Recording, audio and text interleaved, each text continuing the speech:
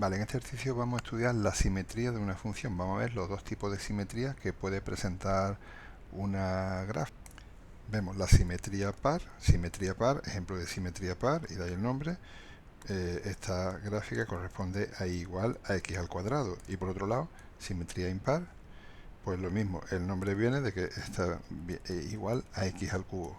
Polinomios de grado impar tendrán simetría impar, los que presenten solo potencias pares tendrán simetría par, eso ya lo veremos más adelante. Por ahora solamente nos vamos a fijar en qué significa gráficamente que una función sea simétrica par o impar. Para una par vemos que para un valor de x y para su valor opuesto, la altura de la gráfica es la misma. Para otro valor de x, para las dos, la altura es 4, para el opuesto es el menos 4. ¿Eso qué quiere decir?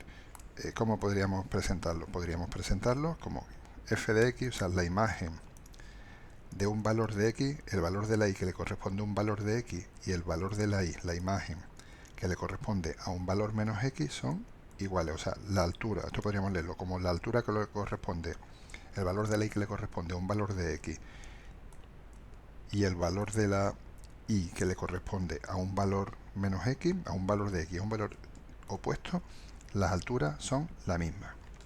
Para todos los valores, evidentemente, no vale que sean solo para algunos de ellos. Y en la simetría impar, para un valor de x y para un valor menos x, o sea, para lo opuesto, las alturas son también opuestas. O sea, si una vale 4, la otra vale menos 4. Para otro valor, no tengo aquí más sitio, pero para otro valor de x y el valor de menos x,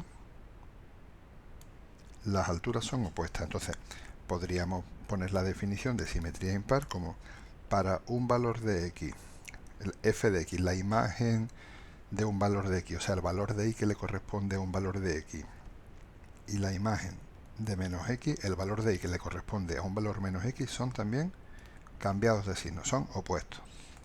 Entonces podemos ver que para una gráfica par tenemos un eje de simetría, de forma que si nosotros dobláramos la gráfica en el papel así por este eje, por el eje de simetría, que sería el eje vertical, la parte positiva se corresponderá con la parte negativa.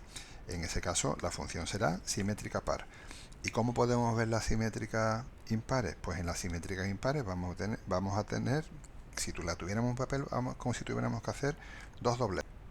Una como si fuera simétrica par, la traeríamos por aquí, y luego, una vez hecho eso, una vez doblada sobre el eje Y, la doblaríamos sobre el eje X. Eso es la simétrica. Entonces, en las simétricas pares, resumiendo, si doblamos sobre el eje Y el papel con la gráfica, la parte derecha y la izquierda coincide, la parte positiva con la negativa. Y en las simétricas impares, doblaríamos sobre el eje Y y luego sobre el eje X y nos coincidirá también. Una cosa que tiene que ocurrir con las simétricas impares, cuidado cuando la X vale 0, porque si tenemos una simétrica impar por aquí, tendría que ser por aquí, cuidado porque aquí tiene que ser punto vacío, porque si fuera punto relleno sería punto relleno aquí y punto relleno ahí, y entonces no sería una función. Lo veremos esa salvedad más adelante cuando tengamos que dibujar funciones. Por ahora nos quedamos, por un lado, con las definiciones de par e impar, o sea, con definición de par ahí y definición de impar, y por otro lado nos quedamos con el aspecto gráfico de cómo hacer que una función sea simétrica par o que sea simétrica impar, cómo tenemos que doblarla para comprobar si es simétrica par o impar, o si nosotros tenemos que dibujar las ventajas de que una función sea simétrica, pues que estudiando nada más que, por ejemplo, la parte positiva de la gráfica, si nos dicen que es simétrica, automáticamente ya sabemos cómo es la parte negativa. No tenemos que hacer el estudio de la parte positiva y de la parte negativa.